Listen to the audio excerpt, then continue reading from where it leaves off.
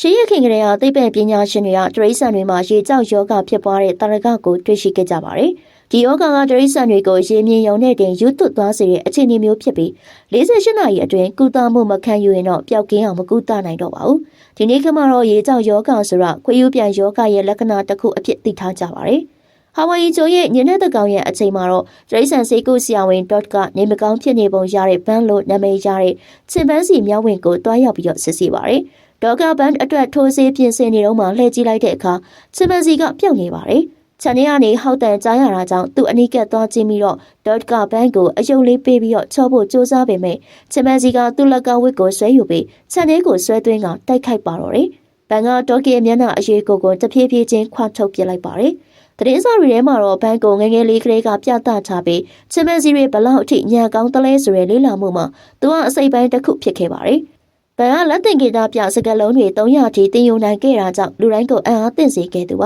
။ဒါပေမဲ့ကဲမကောင်းစွာနဲ့ပဲအဲ့ဒီလေးလာမှုကိုစတင်ခဲ့တဲ့ပေါမောခကင်ဆာယောဂနဲ့ဆုံးပါသွားခဲ့ပါတယ်။ရာအလုံးကလွန်ခဲ့တဲ့36နာရီစတင်ခဲ့တာပါ။ကောလိပ်ကျောင်းသူလူစီကဟာဝိုင်ယီမှာသူ့အိမ်ကိုပြန်လာတဲ့အခါလေယာဉ်ပေါ်တက်တဲ့အခါမှာတော့သူမကဂျူရိုနဲ့တိုက်မိပြီးတော့သူမရဲ့ဝဝရုပ်လေးပြုတ်ကျသွားပါတယ်။ဂျူရိုကဝဝရုပ်နဲ့အတန်ပြောင်းပြီးတောင်းပန်ပေးမဲ့လူစီအတွက်တော့ဦးကြောင်ကြောင်နိုင်လာပါတယ်။လူစီကသူမရဲ့အမန်အာရွန်စီဖုန်ဆက်ပေးမဲ့အာရွန်ကစကားသိမ့်မပြောချင်ပါဘူး။ဖုန်ချပြီးတဲ့နောက်မှာတော့လူစီကသူမရဲ့တငယ်ချင်းကိတ်ကိုပြောပြတာကအာရွန်ကသူမအိမ်နဲ့ဝေးရမှာနှစ်ပေါင်းများစွာနေခဲ့တာကြောင့်စိတ်ဆိုးနေတော့မယ်လို့ဆိုပါတယ်။ဒါပေမဲ့ကိတ်ကတော့လူစီမိသားစုမှာအခက်အခဲတွေအများကြီးရှိခဲ့တာကြောင့်အပြစ်မရှိသလိုမခံစားဖို့နှစ်သိမ့်ပေးပါတယ်။ဟန်နာမလေရင်ပေါ်လိုက်လာတာကိုလူစီအံ့ဩသွားပြီးတော့ကိတ်ကတော့နွေရသည်မှာအတူပန်းဖြေဖို့သူမကိုဖိတ်ခေါ်လိုက်တာလို့ဝန်ခံပါတယ်။ဂျူရီရဲ့တငယ်ချင်း brush ကလည်းဟန်နာကိုပို့ပန်းမှုအခွင့်အရေးယူပြီးတော့အိတ်တွေကိုတဲပိန်းရင်းနဲ့ဖုန်းနံပါတ်နှိုက်ယူခဲ့ပါတယ်။ဟာဝိုင်ယီကိုရောက်တဲ့အခါမှာကိတ်ရဲ့အကို net ကလာကြပါတယ်။လူစီကိုရောက်တဲ့အခါမှာစီးပွားရေးကိစ္စနဲ့ဖုန်းပြောနေတဲ့နားမကြားတဲ့ဖခင်ဖြစ်သူအာရန်ကိုတွေ့ရပါတယ်။အာရန်ကလူစီကိုမြင်မြင်ချင်းဖုန်းချပြီးပြေးဖက်ကတခြားသူတွေကိုလည်းနှွေးထွေးစွာကြိုဆိုလိုက်ပါတယ်။အာရန်ကနစ်ကိုသူ့ရေးစားအကြောင်းမေးတဲ့အခါမှာနစ်ကလမ်းခွဲလိုက်ပြီလို့ဖြေပါတယ်။လူစီကနစ်ကိုစိတ်ဝင်စားနေတာသိတဲ့အတွက်အာရန်ကလူစီကိုတိုက်တွန်းပေမဲ့လူစီကတော့ဂရုမစိုက်တယ်လို့နေပါတယ်။အဲဒီနောက်အာရန်ကအလုပ်ကိစ္စနဲ့ခရီးထွက်ရအောင်မယ်လို့ပြောပြီးတော့တောင်းပန်တဲ့အခါမှာတော့လူစီကဒါတွေကပုံမှန်ဖြစ်နေပြီလို့ဆိုပါတယ်။လူစီကအာရွန်စီသွားကြည့်တဲ့အခါမှာတော့အာရွန်ကအခုထိစိတ်ဆိုးနေတော့မလို့စကားပြောဆက်ကိုတုံးပြီးတော့သူမလှုပ်ရှုပ်နေကြောင်းပြောပါတယ်။လူစီကလည်းအဲ့ဒီဆက်ကိုတုံးပြီးတော့တောင်းပန်တဲ့အခါအာရွန်ကသူမအထီးကျန်နေခဲ့ရကြောင်းပြန်ပြောပါတယ်။လူစီကဝုံရုပ်ကိုထုတ်လိုက်တဲ့အခါမှာတော့လက်တစ်ဖက်ကလမ်းယူလိုက်ပါတယ်။အဲ့ဒီကတော့မိသားစုရဲ့အချစ်တော်ဒရိတ်ဆန်ဖြစ်တဲ့ဘန်ဖြစ်နေပါတယ်။အမှန်တော့အဲ့ဒီပေါမောခကသူတို့ရဲ့မိခင်ဖြစ်ပြီးမိခင်ဆုံးပါသွားပြီးတဲ့နောက်ဘန်ကိုသူတို့ကပဲစောင့်ရှောက်ထားတာပါ။ဘန်ကစကားပြောဆက်ကိုတုံးပြီးတော့သူမကိုလွမ်းနေကြောင်းပြောပါတယ်။လူစီကဘန်ကိုတငယ်ချင်းတွေနဲ့မိတ်ဆက်ပေးတဲ့အခါဟန်နာကအစပိုင်းမှာကြောက်နေပေမဲ့ဘန်ကလက်ဆွဲနှုတ်ဆက်တဲ့အခါရေမောသွားပါတယ်။နောက်ပိုင်းမှာဟန်နာအိတ်မပြောလို့အိမ်ထဲကိုရှောက်သွားရင်းနဲ့နစ်နဲ့တွေ့ပါတယ်။နစ်ကလူစီအမေဟာဘာသာပေဒပေါမောက်ခဖြစ်ပြီးတော့လူနဲ့ချစ်မန်စီကြားဆက်သွယ်နိုင်အောင်ကြိုးစားခဲ့သူဖြစ်ကြောင်းကင်ဆာနဲ့ဆုံမသွားကြောင်းရှင်းပြပါတယ်။နစ်ကဟန်နာကိုပို့ပန်းရင်းနဲ့အပြင်ဘက်ကလှပတဲ့ရေကူးကန်စီကိုခေါ်သွားပါတယ်။အဲဒီအချိန်မှာဘန်ကဟန်နာနာကိုရောက်လာပြီးတော့ရေကိုစိုက်ကြည့်ကသတွေးတွေယူပြီးတော့ဟောက်နေပါတယ်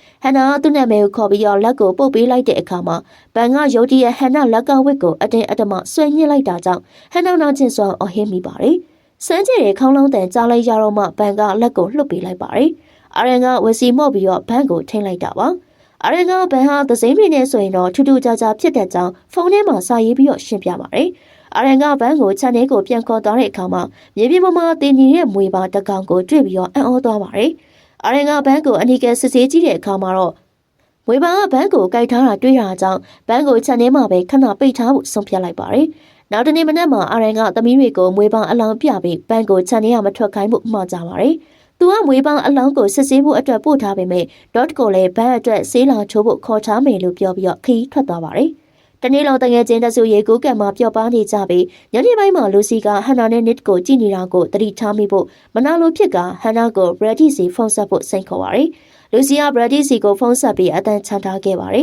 ။ခဏကြာမှတော့ဖုန်းပြန်လာတော့လူစီကဖုန်းနံပါတ်ကိုမကြည့်ပဲအီစီကလီစကားတွေပြောလိုက်ပေမဲ့အဲ့ဒါကနစ်ရဲ့အမေဖြစ်နေပါတယ်။ရုတ်တရက်ကိတ်ကအန်လာရာကြောင့်လူစီကသူမကိုအခန်းထဲခေါ်သွားပြီးဂယုစိုက်ပေးပါတယ်။တစ်ဖက်မှာလည်းဟန်နာကနစ်ကိုလူစီကသူ့ကိုစိတ်ဝင်စားနေရလို့ပြောပေမဲ့နစ်ကလူစီကိုညီမလေးလိုပဲသဘောထားကြောင်းပြောပါတယ်။ လူစီပြန်လာတဲ့အခါမှာသူတို့နှစ်ယောက်နန်းနေတာကိုတွေ့သွားပြီးတော့အဲ့ဒီအချိန်မှာပဲဒေါ့ကဆေးထိုးဖို့ရောက်လာပြီးဇလန်အစာကတိုက်ခိုက်မှုဖြစ်ပွားပါတော့တယ်ခဏကြာမှတော့ကိတ်နိုးလာပြီးတော့ရေသွားတောက်တဲ့အခါမှာစပွဲပေါ်မှာဝုံဝုံရုပ်ကိုတွေ့ပါတယ်တငယ်ချင်းတွေနောက်နေတဲ့ထင်ပေမဲ့ဘန်ကသူမရဲ့နောက်မှာရောက်နေပါတယ်ဘန်ကသူမကိုစိုက်ကြည့်ပြီးတော့ဟောက်တာကြောင့်ကိတ်ကမိဖို့ကြောင့်နေရပြေးထွက်ပြီးတကားပိတ်လိုက်ပါတယ်ဘန်ကဘရင်ပေါက်ကနေလိုက်ဟောက်နေတာကြောင့်ကိတ်ကအကူကြီးတောင်းပြီးတော့အော်ဟစ်ပါတယ်လူစီဆင်းလာပြီးတော့မိဖို့အကြောင်းတွေကိုဝင်ကြည့်တဲ့အခါမှာဘန်ကမရှိတော့ပဲကျန်းပြစ်ပေါ်မှာသွေးတွေပေးနေတဲ့ဝုံဝုံရုပ်ကိုပဲတွေ့ရပါတယ်။ရုတ်တရက်အော်တန်ကြားလို့ရေကူးကန်စီပြေးသွားတဲ့အခါဘန်ကယူသွတ်နေပြီးနစ်ကသူ့ကိုဟန်တားနေရပါတယ်။နစ်ကရေကူးကန်တက်တာတွေကကျိုးကိုသွားယူဖို့ကြိုးစားပေမဲ့ဘန်ကလိုက်ဟောက်ပါတယ်။လူစီယာဘန်ကိုအာယုံလွှဲပေးထားတော့မှနစ်ကကျိုးကိုယူဖို့လုပ်ပေမဲ့ကစားစရာတစ်ခုကိုတိုက်မိပြီးအတန်မီသွားတာကြောင့်ဘန်ပြန်ပြီးတော့စိတ်ဆိုးလာပါတယ်။နစ်ကအဲ့ဒီကစားစရာကိုကြောက်တဲလွှတ်ပြစ်လိုက်ပြီးနောက်ဆုံးမှာတော့လူစီယာဘန်ကိုဖတ်ပြီးတော့ချောလိုက်နိုင်လို့နစ်ကဘန်ကိုကျိုးကွင်းဆွလိုက်နိုင်လိုက်ပါတယ်။ဒါမဲ့ဘန်ကကျိုးအတိတ်ပဲကိုတီးသွားတဲ့အခါပြန်လေတိုက်ခိုက်ပါတော့တယ်။အရုံကအဖေတာမမို့ဒေါ့စီဖုံးဆက်ဖို့ပြောပေမဲ့ဒေါ့ကဲဖုံးမိတန်ကဘိုင်းရဲ့ချန်နေရထွက်နေတာကိုကြားလိုက်ရတဲ့အခါဒေါ့သေးဆုံးသွားပြီဆိုတော့သူတို့သိလိုက်ရပါတယ်။အဲဒီအချိန်မှာပဲဘန်ကကျိုးကိုကိုက်ဖြတ်ပြီးအရုံကိုခုံအုပ်ကခြေထောက်ကိုကိုက်လိုက်ပါတယ်။နစ်ကဘန်ကိုအတင်းဆွဲခွာသွားပြီးတော့ဘန်ကထွက်ပေါက်ကိုပိတ်ထားလိုက်တာကြောင့်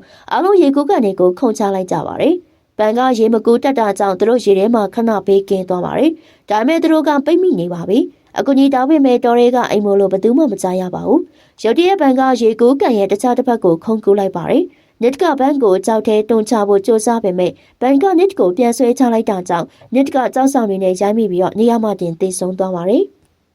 ဘန်ကရေကူးကန်ဘေးမှာခြားပြီးတော့ရေမောနေတာကြောင့်ကိတ်ကဒေါသထွက်ပြီးတိုက်ခိုက်ချင်ပေမဲ့ဟန်နာကတားထားပါတယ်။အာရီရဲ့တရားကြောင့်ဆေးရုံသွားဖို့လိုနေလို့လူစီယာရေကူးကန်နေရထွက်ပြီးဖုန်းကိုယူဖို့ကြိုးစားပါတယ်။ဒါပေမဲ့ဖုန်းမြည်လာတဲ့အခါဘန်ကစိတ်ယူပြန်လာပါတယ်။ကိတ်ကဘန်ကိုအာယုံလွှဲပေးလိုက်လို့လူစီဖုန်းရသွားပေမဲ့ဖုန်းမြက်နဲ့ပြင်ကွဲကျင်နေတာကြောင့်ဖုန်းခေါ်လို့မရပါဘူး။နောက်ဆုံးမှ brush နဲ့ juice ဆက်သွယ်နိုင်ခဲ့ပေမဲ့သူတို့ကနောက်နေရလို့ပဲထင်နေကြပါတယ်။ရုတ်တရက်ဘန်ကဟန်နာစပင်ကိုဆွဲပြီးတော့ရေကူးကန်အထက်ကမီးစမ်းတွေပေါ်ဆွဲတင်လိုက်ပါတယ်။ဟန်နာရုံးကန်ရင်တဲ့စပင်တွေပြုတ်ထွက်ပြီးတော့ခေါင်းမဒဏ်ရာနဲ့ရေထဲကိုပြန်ကျသွားပါတယ်။ဘန်ကစကားပြောဆက်ကိုတောင်းပြီးတော့နစ်သေးပြီလို့ထက်ကတလေးလေးပြောနေပါတယ်။တစ်ဖက်မှာတော့အာရန်ကမွေးပါမှာခွေးယူပြန်ယောဂပိုးရှိနေကြောင်းသတင်းရရချင်းအိမ်ကိုပြန်လာပါတယ်။အိမ်မှာတော့မိန်းကလေးတွေကရေကူးကန်နေရပေါ်ခွင်းပေါ်မှာအိပ်ပျော်နေကြပါတယ်။သူတို့နိုးလာပြီးအိမ်ထဲကိုအသာရှာဝင်သွားကြပါတယ်။နစ်တီရဲ့ဖုန်းကိုယူဖို့ကြိုးစားရင်းနဲ့လူစီယာခလုတ်တစ်ခုကိုနင်းမိပြီးတော့တီဗီပွင့်သွားတာကြောင့်ဘန်ကြီးရောက်လာပါတယ်။သူတို့ဗီဒီယိုထဲမှာပုံနေတော့ဘန်ကဗီဒီယိုကိုဖျက်ဆီးပေမဲ့သူတို့ကိုမတွေ့ပဲပြန်ထွက်သွားပါတယ်။လူစီယာဖုန်းကိုသွားယူတဲ့အခါမှာဘန်ကမျက်နှာကျက်ပေါ်ကနေခုန်ချပြီးလူစီကိုထိုးကြည့်ပါတယ်။ကိတ်ကလေတန်းနဲ့ဘန်ကိုရိုက်လိုက်ပြီးတော့လူစီကိုကဲထုတ်ကအပြင်ကိုပြေးထွက်ကြပါတယ်။ဒါပေမဲ့ဘန်ကအမှန်တကားကိုရိုက်ခွဲပြီးတော့ထွက်လာကကိတ်ကိုကြောက်ခဲနဲ့ထုတက်လိုက်ပါတယ်။ဟန်နာကဘန်ကိုကျိုးနဲ့ပတ်ပြီးတော့ဆွဲထားလို့လူစီလွတ်သွားပြီးတော့အဲ့ဒီအချိန်မှာပဲဒရိုးနဲ့ဘရတ်တိုကအိမ်ကိုရောက်လာကြပါတယ်။ဘန်ကဒရိုးကိုအခန်းထဲမှာတက်ဖြတ်ပြီးဒရိုးရဲ့မေယိုကိုဖြုတ်ကသူ့မျက်နှာမှာကျပ်ပြီးတော့လှောင်ပြောင်းပါတယ်။ brush ကလည်းဘန်ရဲ့တိုက်ခိုက်မှုကိုခံရပြီးသိဆုံးသွားပါတယ်။ဟန်နာကားတော့ရောက်လို့ကားပေါ်ကျပ်ပြီးဖုန်းဆက်ပေမဲ့လိပ်စာမပြောနိုင်ခင်မှာပဲဘန်ကကားထဲဝင်သွားပြီးတော့သူမကိုတက်လိုက်ပြန်ပါတယ်။နောက်ဆုံးမှာတော့လူစီနဲ့အာရုံပဲကျန်ပါတော့တယ်။အာရန်ကအိမ်ပြန်ရောက်လာပေမဲ့သူကနားမကြားတာကြောင့်ဘန်ရဲ့အော်ဟစ်တန်တွေကိုမကြားရပါဘူး။ဘန်ကလူစီကိုတိုက်ခိုက်နေတော့အာရုံကဝင်တာပါတယ်။အာရန်ကသူ့သမီးအခန်းထဲမှာအလောင်းတွေကိုတွေ့သွားပါတယ်။ဘန်ကအာရန်ကိုတိုက်ခတ်ပြီးအထီးနာစီလို့လူစီကဂေါ်ပြားနဲ့ဘန်ကိုအကြိမ်ကြိမ်ရိုက်ပေမဲ့ဘန်ကပြန်ခုခံပါတယ်။နောက်ဆုံးမှအာရန်ကပလင်းကွဲနဲ့ဘန်ရဲ့ရင်ဘတ်ကိုထိုးလိုက်ပါတယ်။ဘန်လဲကျသွားလို့အာရန်ကသမီးတွေကိုဖတ်ထားတော့မှပဲဘန်ကပြန်ထလာပါတယ်။လူစီကသူမိသားစုကိုတုံးထုတ်လိုက်ပြီးသူမကိုယ်တိုင်ဘန်နဲ့အတူရန်နာဘုံကနေပြုတ်ကျသွားပါတယ်။အာရန်ကလူစီလက်ကိုအချိန်မီဖန်ဆွဲနိုင်ခဲ့ပေမဲ့ဘန်ကတော့အောက်ကတက်တာပေါ်ကျပြီးတော့အချုံနဲ့စိုက်မိကအမှတ်တကယ်သေဆုံးသွားပါတော့တယ်။ဟုတ်ကဲ့ channel လေးကိုကြိုက်နေတဲ့ဆိုရင်တော့ like and subscribe လေးလုပ်ပြီးတော့ဘေးနား notification လေးကိုနှိပ်သွားပေးပါအောင်နော်အားလုံးကျေးဇူးတင်ပါတယ်နောက်နေ့ဒီမှာပြန်လည်ဆုံတွေ့ကြမယ်နော်